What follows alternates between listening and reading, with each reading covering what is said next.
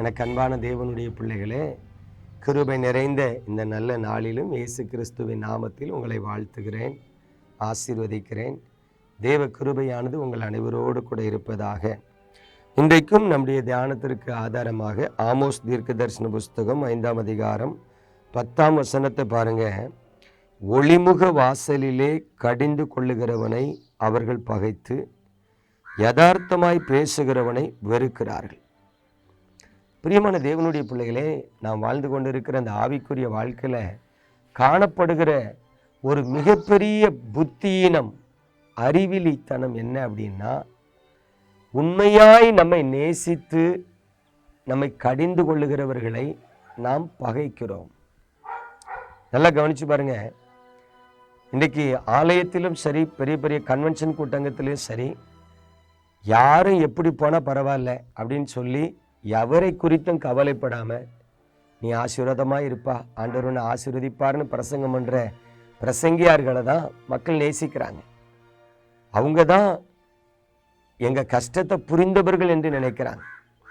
அவர்கள் சொல்லுகிற அந்த வார்த்தையில் தான் எங்களுக்கு ஆசீர்வாதம் வரும்னு மக்கள் நம்புகிறாங்க. ஆனால் உண்மையாய் ஜனங்களை நேசித்து அவர்களுக்காக திறப்பில் நின்று ஜெபித்து, இந்த ஜனங்கள் தேவனுடைய கண்களில் கிருபை பெற்றவர்களாக இருக்க வேண்டும் என்று ஆசைப்பட்டு, அந்த ஜனங்களுடைய மதியினத்தை அவர்களுக்கு எடுத்து சுட்டி காண்பித்து, அவர்கள் செய்கிற சில தவறுகளை கடிந்து கொண்டு புத்தி சொல்லி அவர்களை நல்வழிப்படுத்த வேண்டும் என்று சொல்லி போதிக்கிற ஊழியர்களை இன்றைக்கு விசுவாசிகள் பகைக்கிறவர்களாக இருக்கிறாங்க. எத்தனை ஒரு பரிதாபம் தெரியுமா? அதாவது ஒரு பழமொழி சொல்லுவாங்க, நொங்கு எடுத்தவனை மக்கள் விட்டுருவாங்களாம், அந்த சிரட்டையை சொரிஞ்சு சாப்பிட்டவனை பிடிச்சுக்கிடுவாங்களாம். அந்த கதையாக இருக்கு.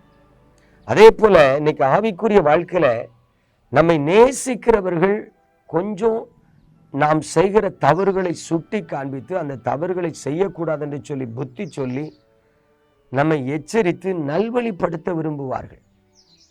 நம்மை நேசிக்காதவர்கள், ஒருவேளை யார் எப்படி போனாலும் பரவாயில்ல, எனக்கு ஜனங்கள்கிட்ட இருந்து காணிக்க வந்தால் போதும், நான் போகிற கூட்டத்துக்கு திரளான ஜனங்கள் வந்தால் போதும், நான் பிரசங்கம் பண்ணுகிற வார்த்தை அந்த ஜனங்கள் வாழ்க்கையில் நிறைவேறுதா நிறைவேறாமல் போகுதா அதை பற்றி எனக்கு கவலை இல்லை, ஆனால் அவன் நம்புகிறான், அதனால் அவன் இருதயத்துக்கேற்ற ஏதாவது நல்ல வார்த்தையை சொல்லிட்டு வரணும் அப்படின்னு நினைக்கிறவர்களை தான் மக்கள் நேசிக்கிறவர்களாக இருக்கிறாங்க. எத்தனை ஒரு மாறுபாடான ஒரு காரியம் பாருங்கள். பிரியமானவர்களை, நீங்கள் ஒன்றை புரிந்து கொள்ளணும். எவர்களிடத்தில் அன்பு இருக்கிறதோ அவர்கள் தான் உங்களை கடிந்து கொள்வார்கள். உதாரணமாக பாருங்களேன், நீங்கள் ஒரு தாயாக இருப்பீங்கன்னா, ஒரு தகப்பனாக இருப்பீங்கன்னா, உங்கள் பிள்ளைகள் தவறு செய்யும் பொழுது, உங்களது பிள்ளைகள் வழி விலகும் போது நீங்கள் கண்டிப்பீங்களா இல்லையா? கண்டிப்போம். நீங்கள் கண்டிக்காமல் விட்டீங்கன்னா உண்மையிலே நீங்கள் தாயார்னு சொல்ல முடியாது. சிலர் சொல்லுவாங்க, அன்பா சொல்லலாம்ல. அன்பா சொன்னால் எல்லா பிள்ளைகளும் கேட்க மாட்டாங்க. 10 பிள்ளைகளில் 2 பிள்ளைகள் அன்பா சொன்னால் கேட்பாங்க. 8 பிள்ளைகள் கடிந்து கொண்டு சொன்னால் தான் கேட்பாங்க. இப்போ நீங்கள் யோசித்து பாருங்கள், அன்பாக பேசணும், பொறுமையாக பேசணும்னு சொல்கிறீங்களே, இயேசு கிறிஸ்து எல்லா இடத்திலும் அன்பாக பேசினாரா? யூதர்களிடத்தில் பேசும்பொழுது இயேசு எப்படி பேசினார்? நீங்கள் உங்கள் பிதாவாகிய பிசாசினால் உண்டானவர்கள்னு பேசினார். இது அன்பான வார்த்தையா? ஆமாம், அன்பான வார்த்தை தான். ஆனால் கடிந்து கொள்ளுதலினால் உண்டான வார்த்தை, எச்சரிப்பின் வார்த்தை. அதனால தான் யூதர்கள் இயேசுவை பகைத்தார்கள். சரி, இப்போ நீங்களும் உங்களை கடிந்து கொள்ளுகிறவர்களை பகைப்பீர்கள் என்று சொன்னால் நீங்கள் யாரு? உங்கள் பிதாவாகிய பிசாசினால் உண்டானவர்கள். இப்போ நீங்கள் பிசாசினால் உண்டானவர்களாக இருக்கணுமா, பிதாவாகிய தேவனால் உண்டானவர்களாக இருக்கணுமா? நீங்கள் தான் தீர்மானம் பண்ணணும். எனக்கு அன்பான தேவனுடைய பிள்ளைகளே, இங்கே வேதம் நமக்கு மிக திட்டமாய் சொல்லுகிறது, ஒளிமுக வாசலிலே கடிந்து கொள்ளுகிறவர்களை ஜனங்கள் பகைத்தார்கள். அப்போ நாம் கர்த்தருடைய பிள்ளைகள் என்று சொல்லிக் கொள்ளுகிறோம், நல்லது. ஆனால் நம்மை ஒருவர் கடிந்து கொள்ளும் பொழுது நிதானித்து பார்க்க அழைக்கப்படுகிறோம். தேவ சமூகத்தில் ஆராய்ந்து பார்க்க அழைக்கப்படுகிறோம். ஏன் நம்மை கடிந்து கொண்டார், எந்த காரியத்தில் கடிந்து கொண்டார் என்பதை சிந்தித்து அவர் கடிந்து கொண்ட காரியத்தில் நாம் குணப்படுவோம் என்று சொன்னால் அது நமக்கு ஆசீர்வாதம். எனக்கு அன்பான தேவனுடைய பிள்ளைகளே, கடந்த நாட்களில் ஊழியத்துக்காக ஒரு குறிப்பிட்ட சபைக்கு போயிருந்தேன். அங்கே பார்த்தீங்கன்னா மொத்தம் 110 குடும்பம் இருக்காங்க.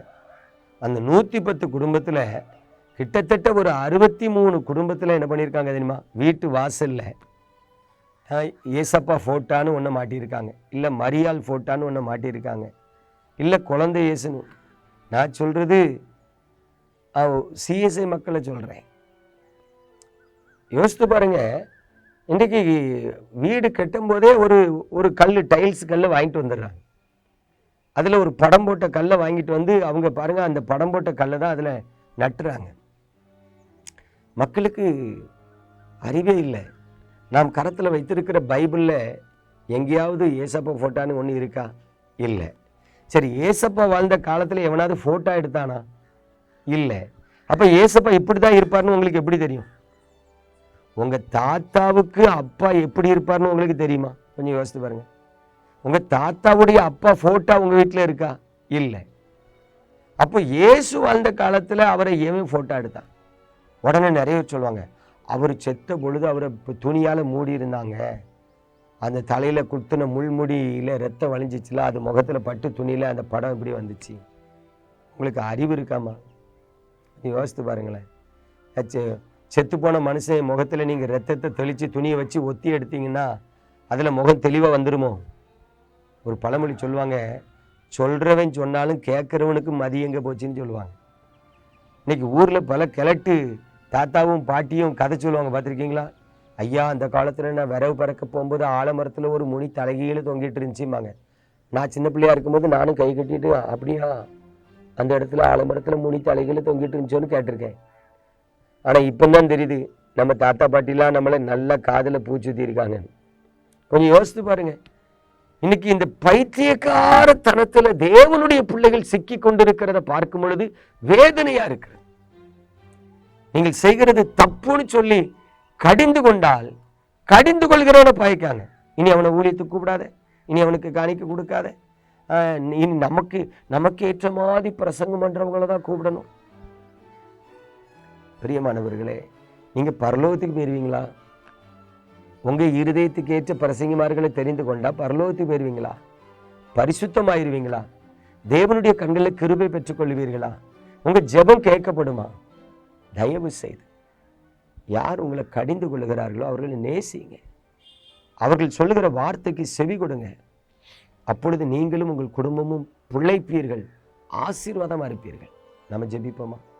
எங்கள் அன்பின் பரலோக தகப்பனே, பரிசுத்தமான இந்த நல்ல காலை வேளைக்காய் ஸ்தோத்திரம். உமது கிருபையுள்ள கரத்தில் உமது பிள்ளைகளை தருகிறேன். உங்களுடைய பிள்ளைகளை நினைத்திரடும், உங்களுடைய பிள்ளைகளை ஆசீர்வதி. உண்மையான மனம் திரும்புதலுக்குள்ள உடைய பிள்ளைகள் கடந்து வரும்படி நீர் கிருபை பாராட்டும். இயேசு கிறிஸ்துவின் அன்பின் நாமத்தில் ஜெபித்து ஆசீர்வதிக்கிறேன். ஜெபம் கேளும் எங்கள் ஜீவனுள்ள பரம தகப்பனே. ஆமென்.